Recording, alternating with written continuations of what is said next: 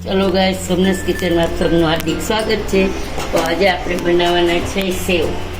તો સેવ છે એ બહુ આપણે હવે ક્યાંય જોવા નથી મળતી, કોઈ ખાતું નથી. તો ચાલો એ જોઈ મને કરિયાણાની દુકાનમાં તો મન થઈ ગયું. તો મેં કીધું ચાલો આજે સેવ બનાવી નાખી અને વર્ષો પહેલાંની યાદી તાજી કરી. તો આજે આપણે આ સેવ જરાક શેકી લેશું. આ સ્વીટ ડીશ છે. એના માટે જો મેં અહીંયા પાણી ગરમ કરી લીધું છે. પાણી ગરમ કરી લેવાનું છે અને આમાં દૂધ તમે નાખી શકો.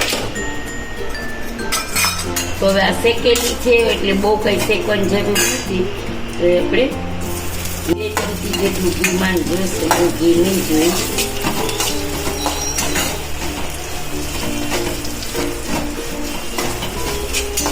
જો આપણી સેવ એકદમ સરસ શેકાઈ ગઈ છે. આ સેવ છે ને થોડીક શેકેલી જ આવે છે. પહેલાં મળતી તે કાચી જ મળતી તો શેકતા વાર લાગતી, પણ હવે આને કાંઈ બહુ ઘીમાં શેકાતા વાર નથી લાગતી. તો આપણી સેવ એકદમ લાલાશ પડતી થઈ ગઈ છે. હવે વધારે શેકવાની જરૂર નથી. તો આપણે એમાં છે ને જોઈતા પ્રમાણમાં પાણી નાખશું. ગેસની ફ્લેમ સ્લો કરી દેવાની.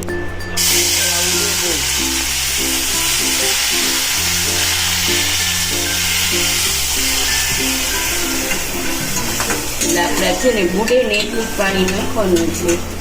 પછી આમાં થોડુંક મારે દૂધ નાખવું છે એટલે છે ને પાણી મેં ઓછું નાખ્યું છે. હવે આપણે ખાંડ નાખી દઈએ. ચાલો તો જુઓ મેં આટલી અડધી વાટકી ખાંડ લીધી છે, તો એટલી નખ થઈ જશે.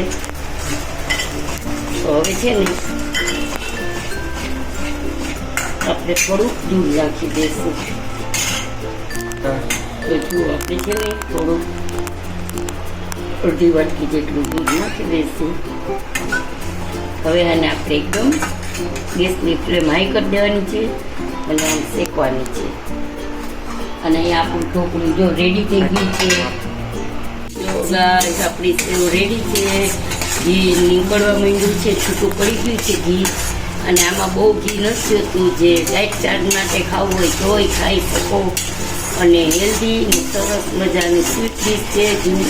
આપણી પ્રાચીન આપણા મમ્મી ને નાની બધા બનાવતા.